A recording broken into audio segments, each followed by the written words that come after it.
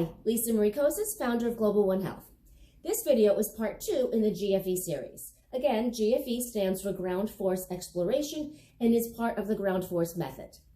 These 2 exercises, while directly targeting hip mobility, they also will address core activation as well as active flexibility in the posterior leg muscles.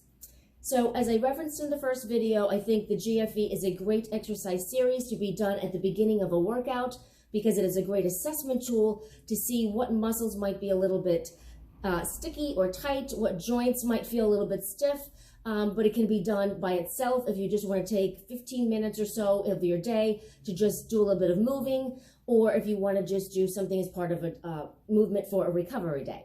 So let me get started. So the exercises of these 2 are actually done on the back.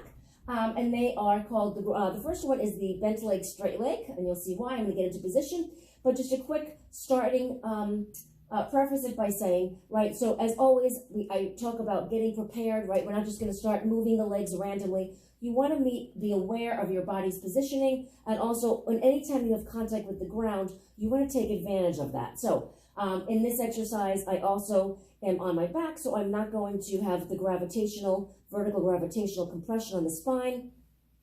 So you also want to think about activating the core structure. So I'm drawing my abdominal wall inward, my pelvic floor is engaged, and I'm gently trying to keep a little bit of contact and awareness of my back into the ground.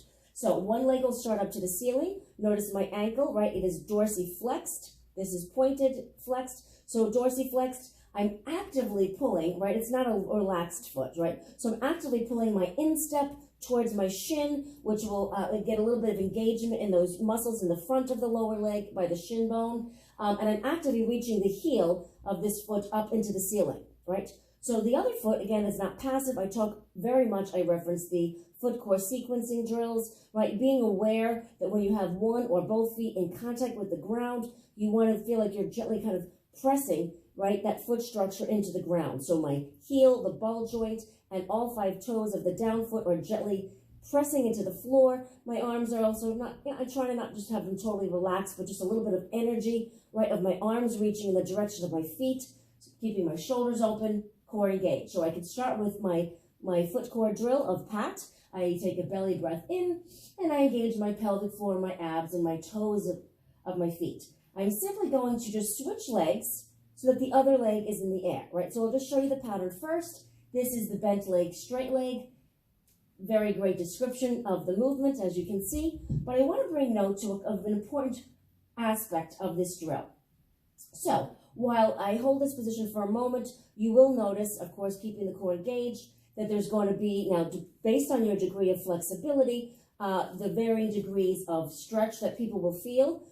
Based on if their hamstrings are tighter than their calves or vice versa. You might feel an even stretch throughout the whole back of the leg, but that is, as I mentioned earlier, a component of this drill. But I want you to notice how the foot hits the ground, right? I'm not just switching my legs passively and the foot kind of just plops down or lands on the ground.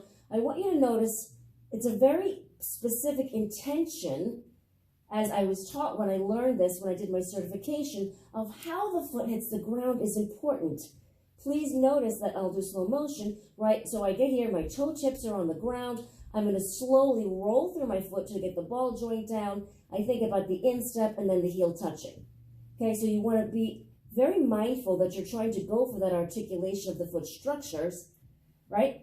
And then also, though, as my heel reaches into the ground, sometimes I'll see clients, the front of the foot starts to come up. So once the toes hit the ground, you want to keep them down, roll through the foot, so by the end, right, you are in that short foot position, right, or that activation of the whole structure of pressing the foot into the ground, but articulating, right, because we're preparing our body for walking and standing and moving throughout our day, right, so you want to wake up those foot structures and be able to have a little bit of articulation through the whole foot complex.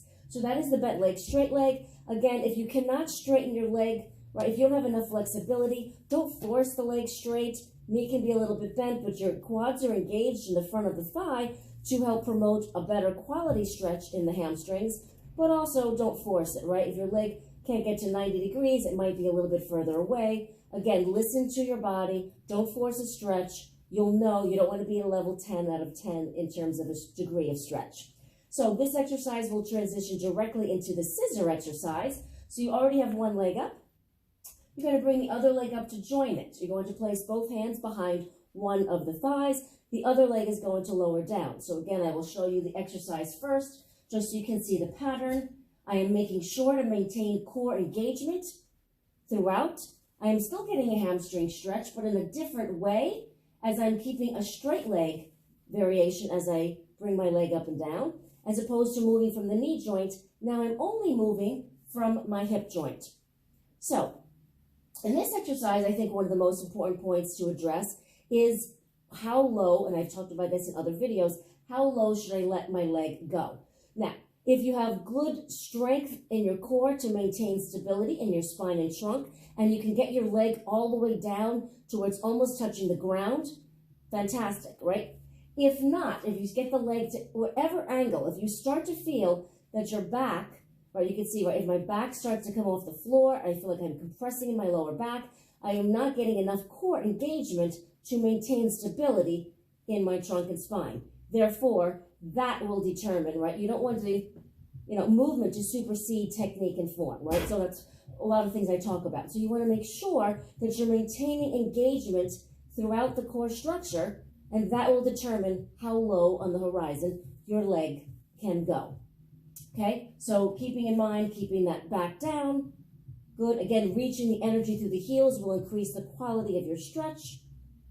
But that is the scissor exercise in the series. I think they are both fantastic drills that can be done even by themselves. So if you have a desk job and you spend a significant amount of your day in a seated position, those drills can feel great just for a little bit of a quick active hamstring stretch and just wake up the core a little bit. And again, not having that gravitational compression on the spine can also give your back extra support. So give those a try, and they are great alone or as part of the series.